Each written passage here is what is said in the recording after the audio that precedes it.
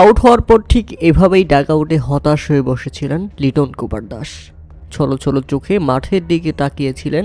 মনে হচ্ছিল আজকের ম্যাচটাও কি হেরে যাবে রংপুর রাইডার্স। দেখতে দেখতেই আরও একটি উইকেট।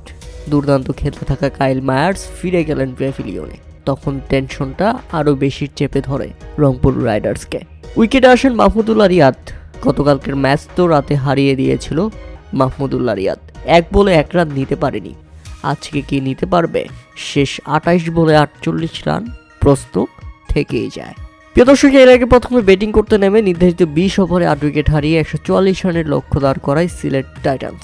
দলের হয়ে সর্বোচ্চ আফিফ হোসেন ধ্রুব খেলেন 31 বলে 46 রানের দারুণ এক ইনিংস, যার সুবাদেই 144 রানের লক্ষ্য দাঁড় করাতে পারে সিলেট টাইটান্স। বাকি ব্যাটসম্যানরা কেউই সুবিধা করতে পারেনি। আর যেভাবে ব্যাটিং করতে নেমে শুরুটা মোটেও ভালো হয়নি রংপুর রাইডার্সের। ধীরগতি শুরু করেন ডেভিড মালান। আর ডেভিড মালানকে নিজে বোলিং করে নিজেই ফিরিয়ে দিয়েছেন সৈয়দ খালেদ আহমেদ।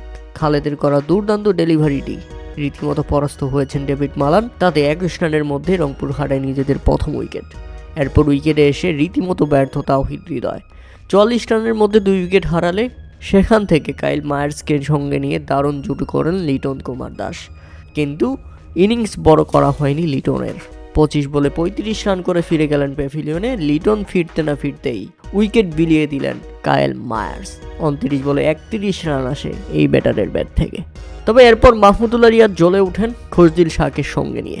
এবং আগের দিন না পারলেও আজকের দিনে মাহমুদুল্লাহ রিয়াদ ম্যাচকে ফিনিশ করে ফিরেছেন, দলকে জিতিয়েই ফিরেছেন। মাহমুদুল্লাহ দেখালেন তিনি সত্যি পারেন। মাঝে মাঝে হয়ে ওঠে না সেটা ম্যাচের টার্নিং পয়েন্ট। তবে মাহমুদুল্লাহর আজকের ব্যাটিং যা একেবারেই দুর্দান্ত ছিল। আপনারা জানলে অবাক হবেন যে মেহেদী হাসান মিরাজের 1 ওভারেই 3টি 4 এবং 1টি ছক্কার মাধ্যমে 19 রান বের করে নিয়ে আসেন। ওই 1 ওভারেই মূলত খেলা বের করে দিয়েছিলেন বাংলাদেশের এই অভিজ্ঞ ফিনিশার।